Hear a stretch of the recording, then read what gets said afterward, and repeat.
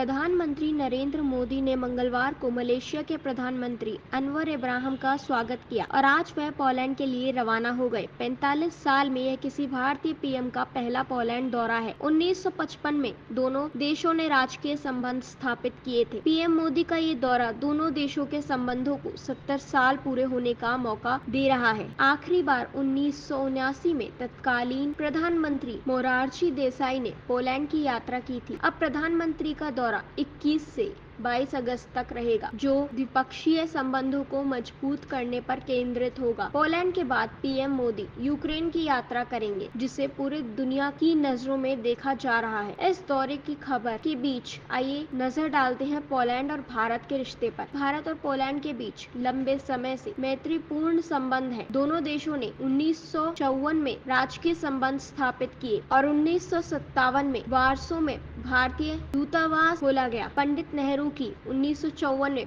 Poland यात्रा के बाद 1979 तक भारतीय वीवीआईपी का पोलैंड दौरा होता रहा। 1989 में पोलैंड के लोकतांत्रिक मार्ग अपनाने के बाद भी संबंध घनिष्ठ बने रहे।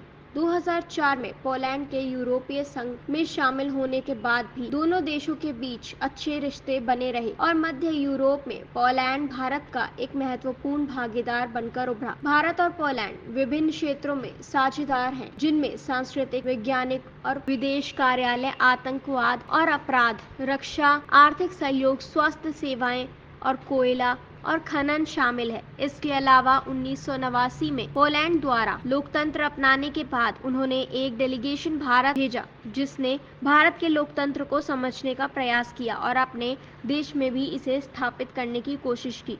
भारत के लोकतंत्र को समझने के लिए पोलैंड ने 1992, 2000, 2002 और 2003 में अपने डेलीगेशन भारत भेजे। 2002 में तत्कालीन लोकसभा अध्यक्ष मनोहर जोशी के नेतृत्व में एक भारतीय संसदीय प्रतिनिधि मंडल ने भी पोलैंड का दौरा किया था। मध्य और पूर्वी यूरोप में पोलैंड भारत का सबसे बड़ा व्यापारिक और निवेश भागीदार है। 2013-2023 के बीच पोलैंड के साथ कुल द्विपक्षीय व्यापार में 192% की वृद्धि देखी गई, जो 2013 में 1.95 बिलियन अमेरिकी डॉलर से बढ़कर 2023 में 5.72 बिलियन अमेरिकी डॉलर हो गया। भारत से पोलैंड को एक्सपोर्ट होने वाले सामानों में कपड़ा, base material, chemical product, footwear और हैंड गियर, प्लास्टिक, रबर और उनसे बने सामान, फूड आइटम्स और वनस्पति शामिल है। निवेश की बात करें तो भारत में पोलैंड का कुल निवेश 685 मिलियन डॉलर है, जबकि भारत का पोलैंड में निवेश अब करीब 3 बिलियन डॉलर हो गया है। भारत की कई कंपनियां पोलैंड के विकास में अपना योगदान दे रही हैं। आपके मन में ये सवाल जरूर उठा होगा कि पोलैंड में कितने भारतीय रहते हैं, तो बता दें कि पोलैंड में करीब 25,000 भारतीय समुदाय के लोग रहते हैं। इनमें से ज्यादातर व्यापारी और नौकर पेशा हैं, जो कम्युनिज्म के पतन के बाद यहाँ आए हैं। इसके अलावा करीब 5,000 भारतीय छात्र पोलैंड में पढ़ाई कर रहे हैं और 1,000 के करीब यहाँ भारतीय रेस्टोरेंट हैं।